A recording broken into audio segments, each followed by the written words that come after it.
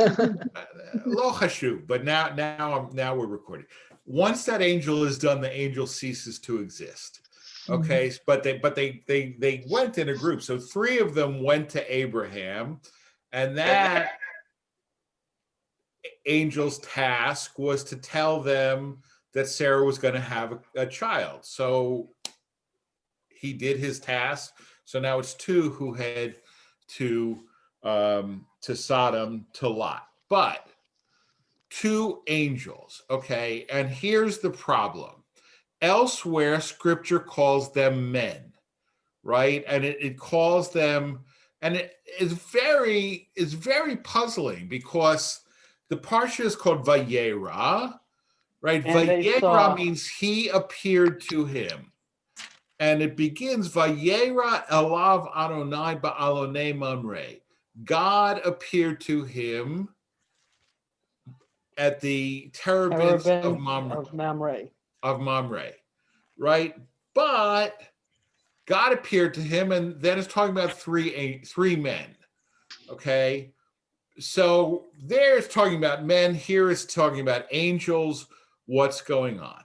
Okay, so when the Shekhinah was with them, it calls them men, okay? But here the Shekhinah is not with them, so it calls them angels. Okay, and I have to confess that I don't really understand what Rashi is getting to, unless the Shekhinah was with them because they were with Abraham, which would make sense in view of the next another explanation. In connection with Abraham, whose power was great, and the angels were as frequently with him as men, it calls them men. But in connection with Lot, it calls them angels, right? Is that clear? In other words, Abraham, I mean, it's a status thing, right? So Abraham, is this very holy man, and he has angels with him a lot. So vis-a-vis Abraham, these angels are just like men. But vis-a-vis Lot, angels are angels. They're more like angels, right? Because there's a greater sort of power or sanctity differential between Lot and the angels versus Abraham and the angels. And I should, regarding this word angels, right? I mean, the Hebrew word is malachim, right? And that's a word that we know, right?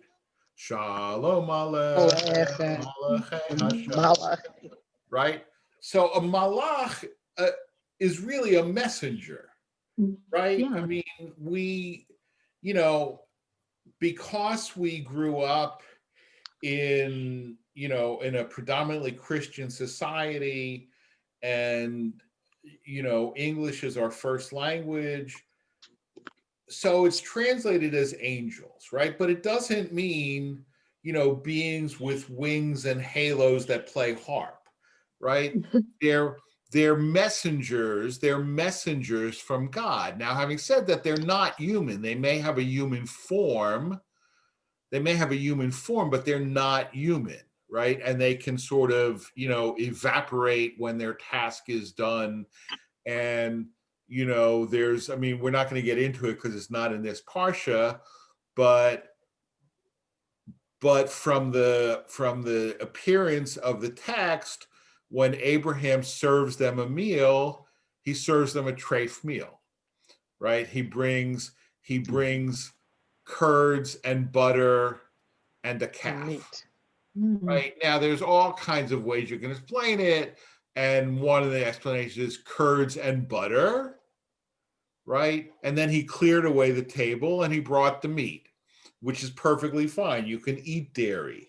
You can eat dairy before meat. I mean, when I was in rabbinical school in Jerusalem, one of my roommates, like if he could not eat dinner if he didn't have a salad with ranch dressing, right? So if we had fleischiks for dinner, he would have his salad with ranch dressing from the milchig dishes, clear the table, wash it, put it away, and then eat the fleischiks. Perfectly fine. All right, but another explanation is they were angels, and Abraham knew they were angels. And so then we have like a two-part possibility. Possibility number one is that angels don't have to keep kosher, right? Possibility, because the right, lo need not Torah lemelachei hasharet, right? The Torah was not given to the ministering angels. Right now, that line is normally used to explain why the Torah doesn't demand of us the impossible, because the Torah wasn't given to the angels. But if you understand it literally, the Torah wasn't given to the angels, so the angels don't have to observe kashrut. But the other explanation is that angels don't really eat, right? Angel, right? I mean, and you've heard me say this, right? One of the explanations why we fast on Yom Kippur is because we want to be as much like angels as possible, right? So if they're not really eating, then it doesn't matter what you serve them, right? But at any rate, so so they appear like men, but the power differential between them and Lot is greater, so the Torah calls them angels. Okay, in the evening. Right now, the problem here, and it's not really a problem, but sometimes Rashi really sees a problem in the text and he wants to explain it, right? Other times Rashi wants to explain something, so he finds a problem in the text to hang it on. Okay, this is not unusual. All rabbis do it, right? Like it's a great story about a yeshiva student who was running around the yeshiva saying, "Chaba terutz frag me a fraga." Right? I have an explanation. Somebody asked me a question. Right? But the question is, right? Why in the evening? Right? I mean, from Hebron to Sodom is apparently not very far. Okay, although, I mean, I've never traveled from Hebron to Sodom. I passed through Hebron once. I've been to Sodom many times. It's not exactly close. But it's not super far either. And and maybe Rashi's thinking, well, they're angels, right? So they can travel really quickly, right? So, right, but why did it take them so long to get from Hebron to Sodom? Okay, they were angels of mercy, right? Malachei Rachamim, right? So they waited around, right? Why did they wait around? Right? Because we know this, right? Abraham is arguing with God, right? Abraham is arguing with God. Maybe Abraham will win the argument, right? Maybe Abraham will win the argument and they won't have to go to destroy the city, right? So it's better to wait around. I mean, especially since, I mean, imagine, right? Imagine if Abraham had won the argument, but the angels are already on their way to Sodom and they don't know, right? And God has just, right? I mean, we see it, the Battle of New Orleans, right? The Battle of New Orleans, which, right, would happen several weeks after the treaty ending the War of 1812 had been signed, right? But neither army knew it, so they kept fighting, right? So they're saying, oh, maybe Abraham will win this argument. We ought to stick around and not be in such a hurry to go to Sodom. Okay. And Lot was sitting in the gate of Sodom. The problem here is you have to look at the Hebrew. Valat Yoshev B'Sha'ar Sdom. Okay, there should be a vav and there's not a vav, right? You see that? And he sat in the past tense on that very day. They had appointed him judge over them. Okay, in other words, sitting in the gate of is a euphemism for being a judge. Okay, because why is he sitting in the gate? He should be sitting in his tent or his house, right? But they appointed him. Rashi class with Rabbi. They appointed him Surely. a judge. Want him for available. Okay, they appointed him a judge, and Lot saw from Abraham's house he learned to look for wayfarers. Okay, what this means is that we have a lot of stories about Abraham's hospitality, right? Which is demonstrated by the way he greeted these three men, angels, beings, whatever they are, right? But according to the Midrash, Abraham and Sarah would sit outside their tent all day looking for wayfarers so that they could offer them hospitality. Okay, which is, is an important value. It's an important Jewish value, right? But it's also, it's particularly an important Bedouin value, right? You have to offer hospitality because if people don't offer hospitality, it could be really a death sentence. It could be really a death sentence. And hospitality is really an important value in Bedouin society to this day. And Abraham was essentially a Bedouin.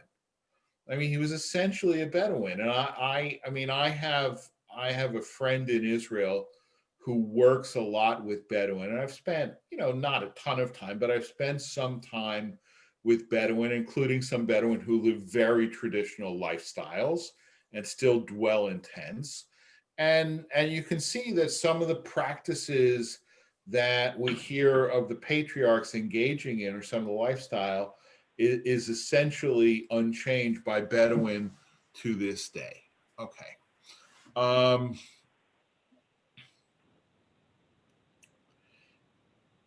Behold now, my lords.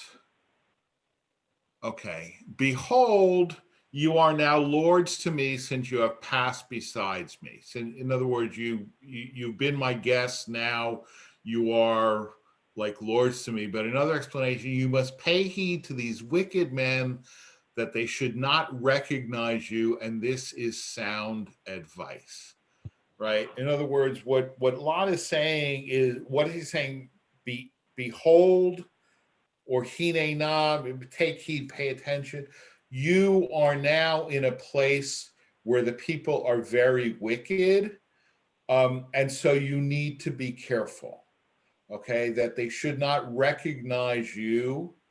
Now, why is it that they should not recognize you? I don't know what you guys know about the rabbinic attitude about Sodom. Okay, but anybody know anything about it? All right. Sodom, in rabbinic understanding, is a place that is famous for hostility or inhospitability towards strangers. Right? And there are all kinds of legends and midrashim. There is this concept, which in English is known as a Procrustean bed, that some of you may have heard of. It's usually used metaphorically, right? Where, you have to fit it in it exactly, right? And if you are smaller than the bed, they will stretch you until you fit it exactly. And if you are bigger than the bed, they cut off your legs to make you fit it exactly. Okay. In Hebrew, a Procrustean bed is called a mitat sdom, a Sodom bed, the bed of Sodom. Okay. And the rabbinic legend is exactly that. A stranger would come to Sodom, and they would put him or her into the bed of Sodom. Okay, another midrash is that you would come to Sodom and they would give you lots of gold, right? They would give you lots of gold and you'd be very, very, very happy. But they also had a rule: nobody is allowed to sell any food or drink to strangers, right? So you have all this gold, but it's useless, right? And then you're going to die of thirst or of starvation, and then they're going to get the gold back, right? And in the Parsha, God says to Abraham, the cry of Sodom and Gomorrah is so great, and it has reached me, it has come to me. The Midrash says this was the cry of a young girl who had pity on a stranger and gave them something to drink and was tortured to death as punishment for that. Okay. So that's what Lot is afraid of, that they'll recognize them, that they'll see them, and they'll say, oh, these are visitors. We don't know who these people are. These are visitors. And so you have to be careful that you not be seen. Okay. And then he says, please take a circuitous path to my house in a roundabout way that they should not recognize that you are entering there. That is why it says turn. Okay. Again, that you have to be careful that they not see that you are visitors or strangers. Okay. Stay overnight and wash your feet, right? He's telling the angels, come be my guests, stay overnight and wash your feet, right? What's the problem with this one? What's the problem? Usually you wash your feet before you enter. Right, exactly. It doesn't make any sense. Stay overnight and wash your feet, right? It'd be like somebody's your overnight guest and you say, come in, go to sleep, and get washed up. Hey, that's not what you say. Come in, get washed up, and go to sleep, right? Not go to sleep and get washed up, right? So stay overnight and then wash. And Abraham said to them, wash your feet, right?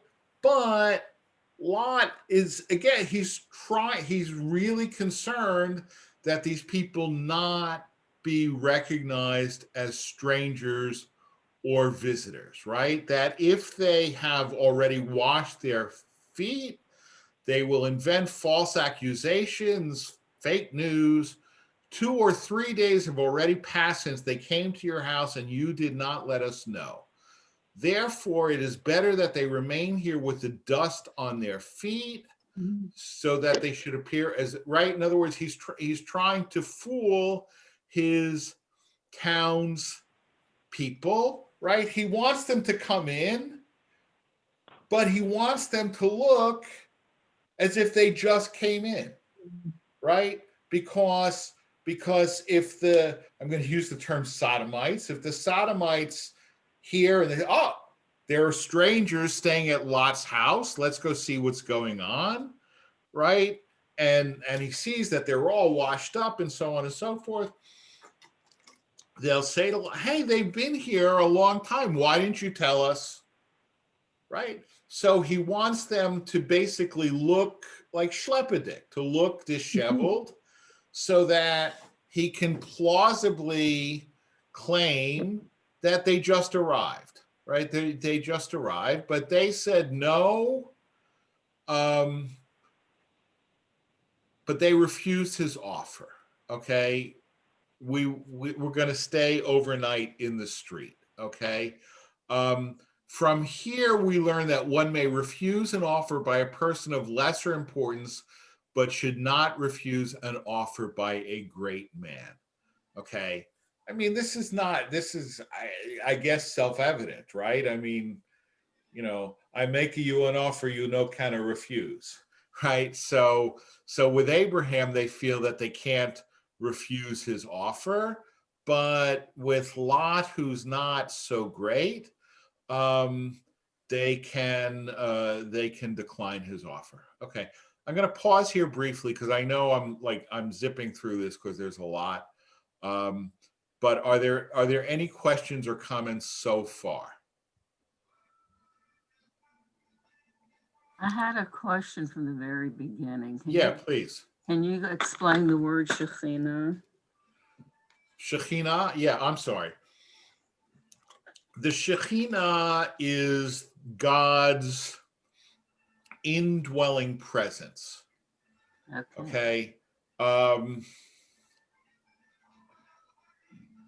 mean, it's kind of hard to translate. Shekhinah literally means it's a feminine word, but it means dwelling, right? Like Toby, I know you know some Hebrew. Like a shechuna is a neighborhood, right? Shkenim are neighbors.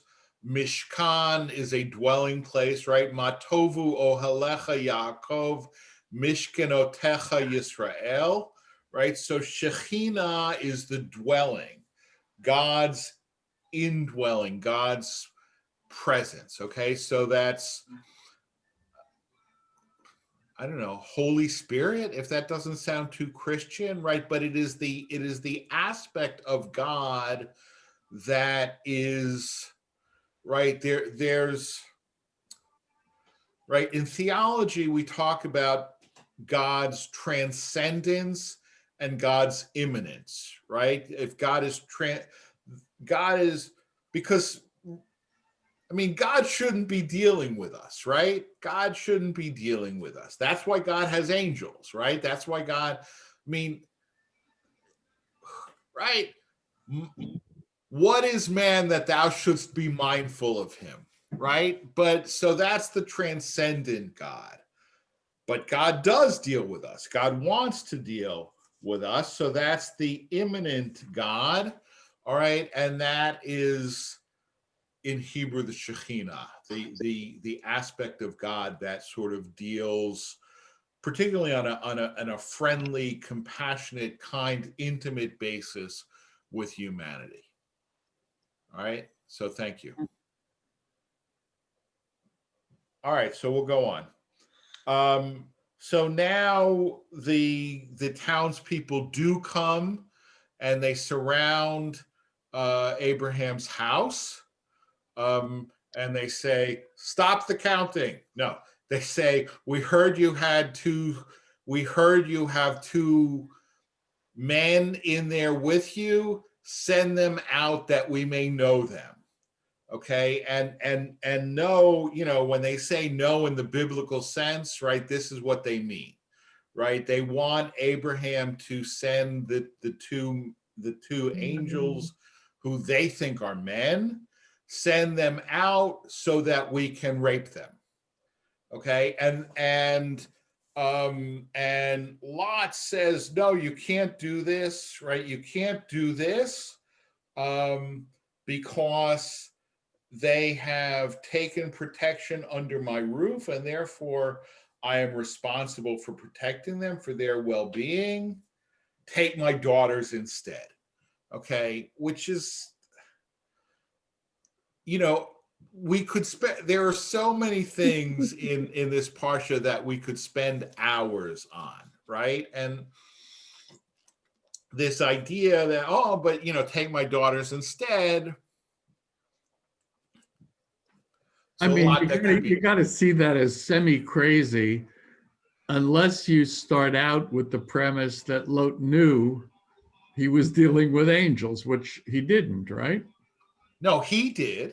He knew. He knew. Yeah, he knew. But the townspeople didn't know. Townspeople didn't know for sure. Right. And it's not clear. I mean, we see from the denouement of the story that the angels have the ability to strike the townspeople blind, right? Because they do. But I don't know that Lot knows that, right? I mean, ein somchin al hanes. We don't depend on miracles, right? So it's not for Lot to say, well, the angels will draw on their superpowers and everything will be fine. We don't know that, right? So he's trying, again, he lives in an entirely different thought universe than we do. But he's trying to save his guests, which is his obligation to do so, right? But they're having none of it, right? And they say, back away. All right. And they say, this one came to sojourn and he is judging. Now we will deal even worse with you than with them. And they pressed hard upon the man lot and they drew near to break the door. Okay, now here is where I want to take some time to go on a little bit of a tangent, right? I mean, the word sodomy, right? The word sodomy comes from this incident, right? And if you ask, any good Christian fundamentalist, right, why are you opposed to gay rights? Well, it's sodomy and it's wrong. And the Bible tells us that it's wrong. I mean, look at the whole story of Sodom and Gomorrah and Lot. Okay. But I mean, even if you want to say that sodomy has something to do with male homosexuality, the problem here isn't male homosexual intercourse. What's going on here? What? The way the people behave. Right, but what specifically are they seeking to do? To rape. To rape. Exactly. The problem isn't that they want to engage in homosexual intercourse. Tonight was my birthday night, and you said you were just going to check it out and see. You never came back and even said what you thought. And this was my birthday, and I have spent my birthday All right, hold on a by second. myself. No, you. Who's that? All right, I muted it. All right. I think somebody's on here and doesn't necessarily realize that they are because they haven't participated. I'm gonna not. Steven Stryker? Yeah. All right. Your wife knows who they are. Okay. Anyway, the problem is that it's rape. Now, it may be homosexual rape, but it's rape. And that's the problem with it. The problem isn't that it's homosexual. The problem is that it's rape. Okay. And to see this as a story about the evils of homosexuality, I think is at best misreading, okay, if not deliberately misreading. Okay, so, but what we're seeing here is that, for Rashi, certainly, and Rashi, is drawing on Jewish tradition, the sin of Sodom is not homosexuality. The sin of Sodom is inhospitability to strangers, right? Including raping strangers or wishing to rape strangers, right? And that's where the commentary is, and this is long and it's a little bit complicated. I just want to point out quickly before we even get into it. Can you guys see my cursor? Yes. No. Yeah. Yeah. When you move it. Right. Okay. So remember, I've said, particularly in my sort of selling this class to people, that Rashi sometimes uses Old French, right? Here is an example, means back away. Gashhala means back away, and then he tries Old French. Traite de nu. No. No. Okay. I don't know French. No.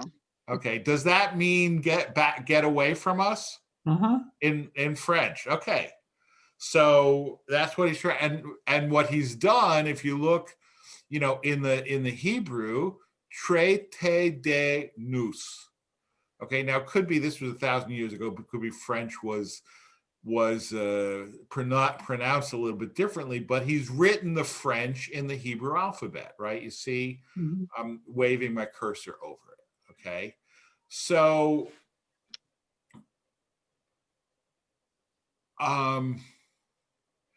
they say back away, and then they said this one came to sojourn and he is judging. Okay, so Rashi essentially splits this into two. Okay, he says, because he says to them, take my daughters, don't commit this terrible sin of violence against strangers. Okay, so he says he's saying two different things, right? And they're responding in two different ways. Get away from us. Okay, this is a word of rebuke, but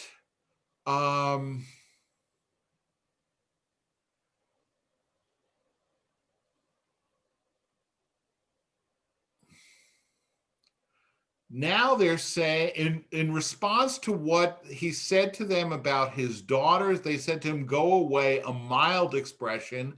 But in response to what he said in defense of the wayfarers, they said, this one has come to sojourn. You are the only stranger among us, for you have come to sojourn here, and he is judging, meaning, and you have become our chastiser, right? I mean, in other words, they're upset with him, right? Because they say, I mean, who is this guy? Right? You just got here. You're a stranger, right? Who are you to judge us? You're a Mexican judge, right? I mean, right? You're not from here, and you're telling us how to behave, Mhm. right? I mean, it's one thing to not let us do what we want to do, okay? But you're adding insult to injury by chastising us, right? When you don't even belong here, right? Who are you to tell us what to do? And that's really, really what makes them furious. Okay. And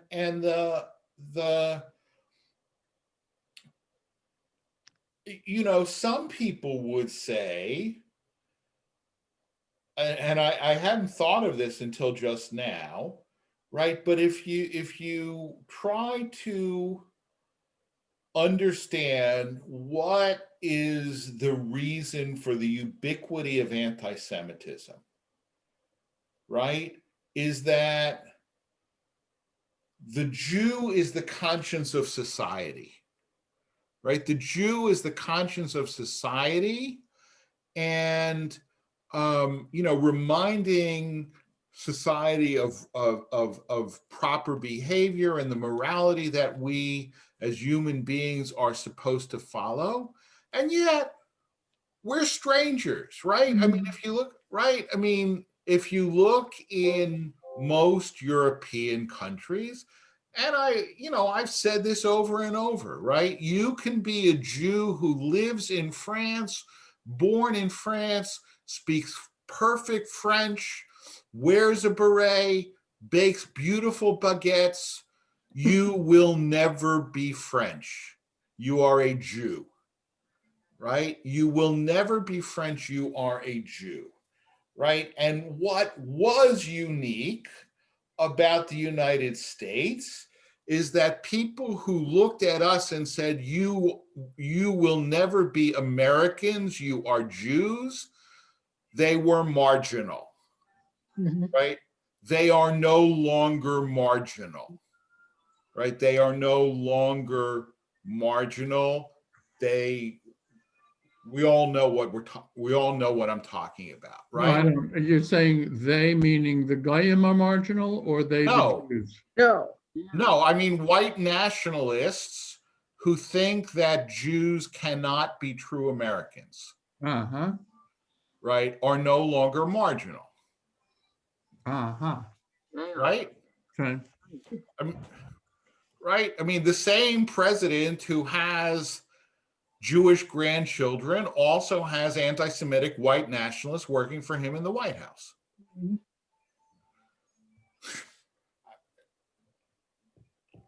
Figure that one out. I don't know, right? But I mean, to me, that is the danger of the current administration. Is this idea of white Christian nationalism, right? But it is precisely this phenomenon. You're not even real Americans, and you're trying to tell us how to behave, right? I mean, that was the Tree of Life murder. That was the Tree of Life massacre, right? You Jews are trying to tell us Americans to accept refugees into our country.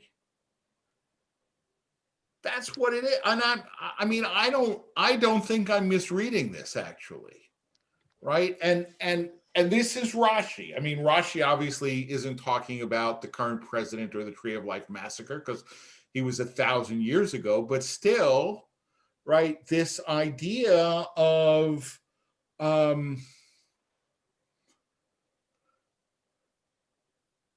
people not liking us because we're not even part of the society, and yet we're trying to preach morality to a society that we're not really part of. Rashi hit that nail on the head precisely, I think, right? But it's very, very clear. It's very, very clear that from the rabbinic perspective, right, the sin of Sodom, or at least part of the sin of Sodom, is the way it treated strangers. It did not know about hospitality. And when Lot tried to act in a hospitable way, acted in a hospitable way that angered them, but B, when he said, hey, but this is what we're supposed to do, that really, really angered them. All right. Any questions or comments? Okay. So now, he's the angels have struck the Sodomites with blindness, and Lot and his family have the opportunity to escape, and they tell him, take your family and get out of Dodge and flee to the mountains. Okay, and still he delayed. So the men seized his hand and the hands of his wife and his 2 daughters in the Lord's mercy of him, and brought him out and left him outside the city. When they had brought him outside, one said, flee for your life. Do not look behind you, nor stop anywhere in the plain. Flee to the hills, lest you be swept away. And Lot, he doesn't want to go to the hills, right? Behold, now your servant has found favor in your eyes, and you have increased your kindness, which you have done with me to sustain my soul. But I cannot flee to the mountain, lest the evil overtake me and I die. Okay. Rashi is saying that this is figuratively, okay, that fleeing to the mountains means flee to Abraham, okay, which actually, if you know the geography, and many of you have been in that area, where is Sodom? near the Dead Sea. Right, Sodom is on the shores of the Dead Sea, right? Abraham is in either Hebron or Beersheba, up in the mountains, right? Up in the mountains. So flee to the mountains can mean flee, go back to your uncle, back to Abraham. And he says, I can't do that lest the evil overtake me. Why? All right, now, because, I mean, and this gets back to the discussion of Noah, right? Was he comparatively, was he absolute, righteous by an objective standard, or merely comparatively, right? So Lot says, when I was among the people of Sodom, the Holy One, blessed be he, saw my deeds and the deeds of the people of the city, and I appeared righteous and worthy of being saved. But when I shall come alongside a righteous man, I shall be considered a wicked man. In other words, I can't. So I'm reading this as Abraham, but it could be like anywhere, just going to another city other than Sodom, right? Which is not filled with wicked Sodomites, right? And I'm going to go there, and you're going to look at me and say, this guy really isn't so great. Maybe he doesn't deserve to be saved after all. Right, so he asked to go to Soar, which is down there along the Dead Sea as well, and the angel grants his request. Okay, and his wife looked from behind him, and she became a pillar of salt. Right? Anybody seen Lot's wife? Right? If you go to the Dead Sea, there is a salt pile, and your tour guide will tell you this is Lot's wife. Remember the story from the Tanakh? She looked behind her, and God make her a pillar of salt. This her. Okay, but there is a pillar of salt. Whether that's Lot's wife or not, I don't know. But why a pillar of salt? Okay, why a pillar of salt? And this is great. She sinned with salt, and she was punished with salt. He said to her, give a little salt to these guests. She replied, also this evil custom you wish to introduce into this place? All right, somebody unpack that? No, I can't. Well, salt was really expensive. I mean, the Romans were paid in salt, so maybe she was being a little chintzy to her guests. Right. I mean, last week in the Parsha, right, Melchizedek, the king of Sodom, brings to Abraham bread and salt. Right? This is how we greet guests. And it's still that way. I mean, if you are, a distinguished visitor to Jerusalem, the mayor of Jerusalem will meet you at the entrance of the city with bread and salt. Right? And I think other societies do that too. It's why we put salt on a challah before we eat it. As one of the explanations. There's a million explanations, right? But the point is, it is a custom of hospitality, right? And Lot wanted to give bread and salt to the angels because they're guests. And she says, oh, this evil custom you wish to introduce into this place, why is it an evil custom? Because it costs money, because it's expensive, right? I mean, so exactly, she's chintzy, she's cheap. So she says, oh, you can't introduce this evil custom. And so she sinned, not really with salt, regarding salt, all right? But melach hata'a ubemelach lakta, right? She sinned, really a better translation, not she sinned with salt, but she sinned regarding salt. So she was punished regarding salt or with salt. Okay, so I want to skip ahead. And again, I've chosen this one specifically because it actually deals with this same kind of theme. All right, so we have now Abraham going to Egypt. no, Not yet. no, the same story appears twice.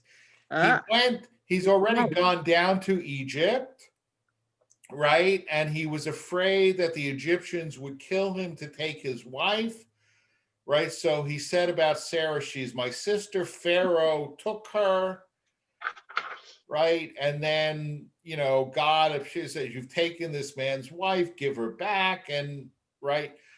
He does it a second time. He wants to dwell in Gerar, which is in the Negev, and they get to Gerar. So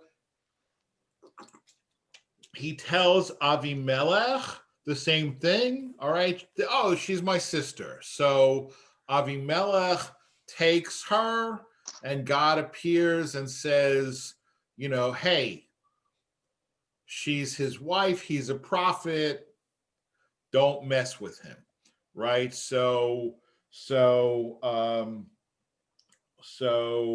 Avimelech returns Sarah, and he's upset, right? So if you look at verse 9, what then Avimelech demanded of Abraham was your purpose in doing this thing? I thought, said Abraham, surely there is no fear of God in this place, and they will kill me because of my wife. Okay. Surely there is no fear of God. Okay. A guest who comes to a city, do we ask him about eating and drinking, or do we ask him about his wife? Is she your wife, or is she your sister? In other words, again, this requires a little bit of unpacking, right? But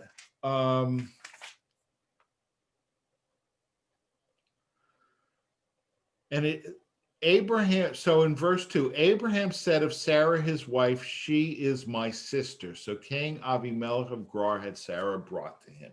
All right, now it just tells us that Abraham said that. But if you fill in the story according to Rashi, right? Do you see what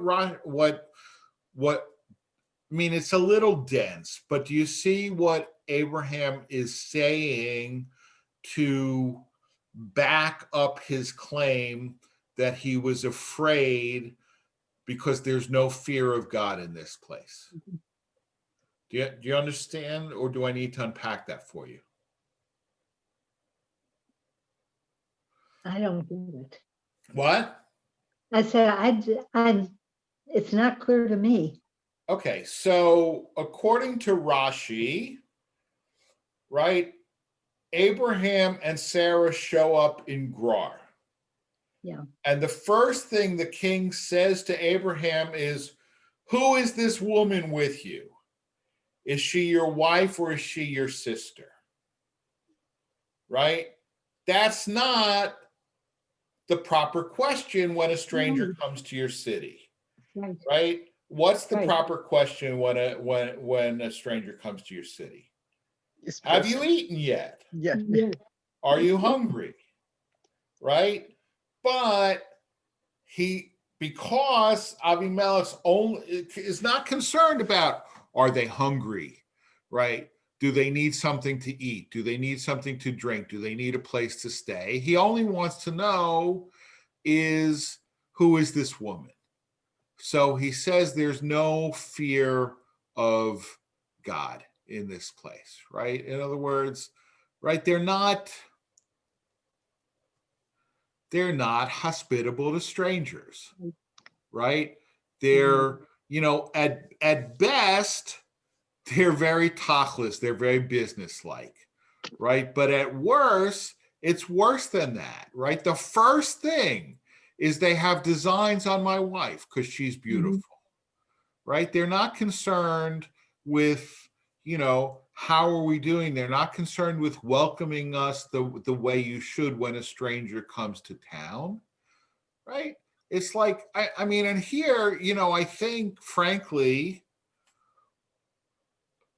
Chabad have it right. You walk into a Chabad, and they don't give you a membership application, right? They give you hospitality, right? And they only ask you for money after, you've been made comfortable. But we too often, go for the money right away rather than building up the relationship, right? And it's not because we don't have fear of God, but we just, I don't know. And I'm not saying that that's what we do, but that is the stereotype of what we do. Yeah, Mike. So I'm just surprised that Rashi didn't focus on Abraham making that choice for Sarah, her virtue versus his life. And Rashi didn't care about that? Apparently not. Okay. Apparently not. Now you have to understand that Rashi's not going to criticize Abraham, right? He's not going to criticize Abraham. And in both cases, right, I mean, Rashi also doesn't criticize Lot for saying, oh, don't rape these guys, rape my daughters instead. Exactly. Right? Take my daughters, please. Right? Yeah. He doesn't now you could say because he knew that it wouldn't happen. Right? In other words, Pharaoh didn't have relations with Sarah. Avimelech didn't have relations with Sarah. The Sodomites did not rape either the men or the daughters, right? So if Abraham knows that there's going to be divine intervention and therefore nothing to worry about, there's nothing really to criticize.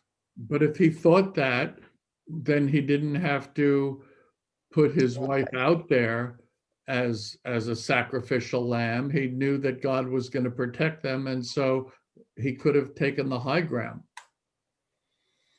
It was not really the high ground either if you know that God is going to protect you. Right? No, look, I've always been troubled by this. No, I'm troubled by it too. Okay, I'm troubled by it too, but I don't think that Rashi is. Wow. Okay. All right. You could dig deeper, right? But I don't think he is, right? And then, Abraham says, and anyway, she is my sister, the daughter of my father, but not the daughter of my mother, and she became my wife. Okay, now there's so much here, and it's 9:02, and there's more than we can possibly unpack. Mm-hmm. But the daughter, I mean, it just is an interesting sort of halachic thing, because you could, so first of all, this claim comes out of nowhere, right? Nowhere are we told up to this point that Sarah is Abraham's half-sister. And at any rate, apparently, according to Rashi, at any rate, she's actually not his half-sister, but his half-niece. Okay, but a grandparent is allowed to call their grandchildren their children.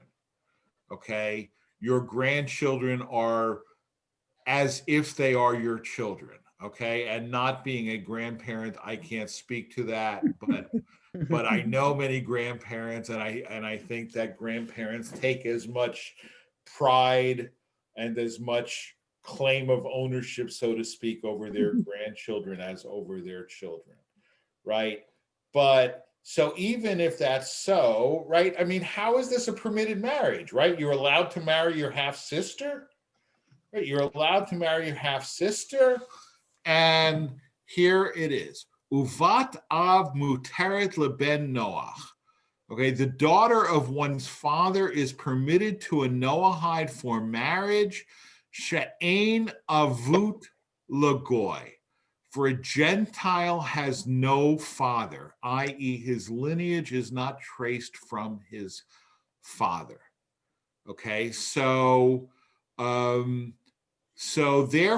halachically, right? They're not related. Okay, and I mean, here's an interesting little tidbit, and I'll close with this. All right, we have a halachic principle, right? Ger ketinok shenolad dome. All right, a convert is like a newborn baby. Okay, a convert is like a newborn baby, right? Which means that on a pure technical halachic basis, I'm going to stop the screen share for a second because it's easier for me if I can see you all, right? On a pure technical halachic basis, a convert's biological relatives are no longer their relatives, okay? And this comes up not infrequently, like, your convert and a parent dies, right, etc. Do I sit shiva? And the orthodox halacha is generally no, you don't. Okay, our approach, what I would say is technically I cannot say you are required to do so, but you certainly may do so. But here's the thing. So from a purely halachic perspective,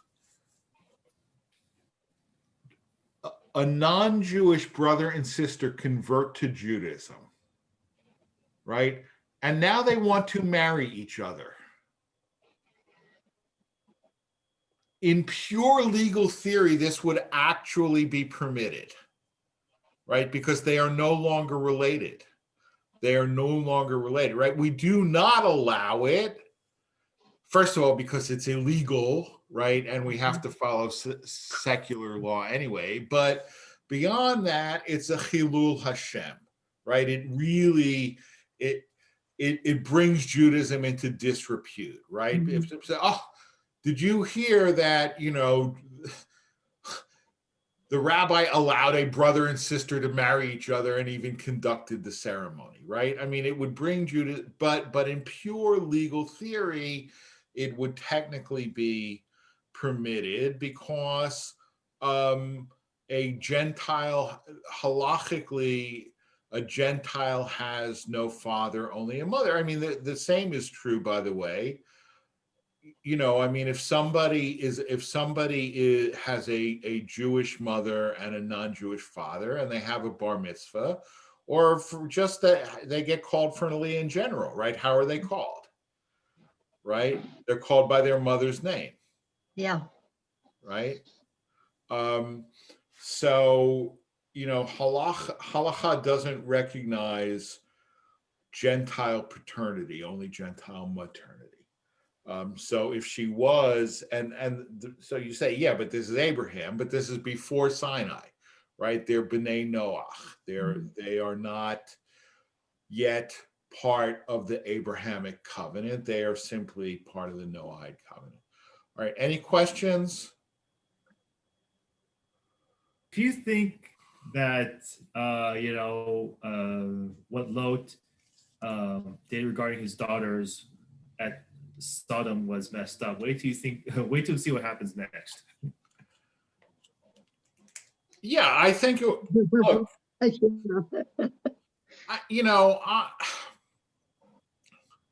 I can't judge. I mean,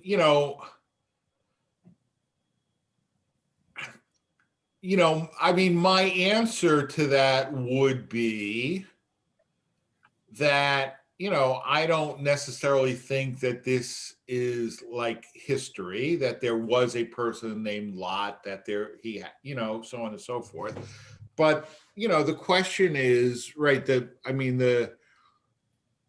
question that concerns and troubles me is, what message does this story want to convey to us?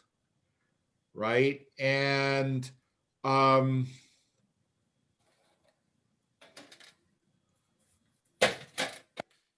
mean, the idea that you have a responsibility to protect your guests, I think that's a good message, right? The way Lot chose to do it, I think, is problematic.